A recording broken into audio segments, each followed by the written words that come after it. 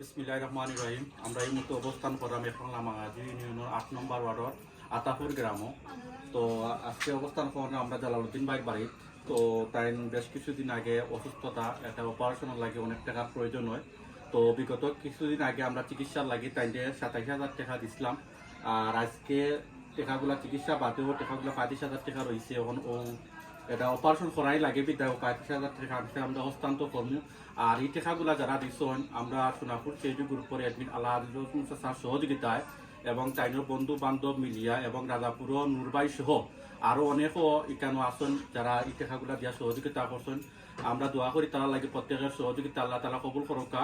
আর এখানে উপস্থিত আছেন আজকে যে টাকা দোয়া আতাপুর গ্রামর পঞ্চায়েতের মুরব্বী এবং মুতলি সাহেব সহ আরও মুরব্বিয়ান এখানে উপস্থিত আছেন এবং চেয়ারটি সদস্য উপস্থিত আছেন। আমরা সামিরা আজকে তাইনোর জালালবাড়ি গেছে এবং জালালবাড়ি আব্বাও এখানে আছেন, তারা গেছে আজকে আমরা এই টাকাগুলা হস্তান্তর করাম। দেখো 35,000 টাকা আছে হস্তান্তর হইল কা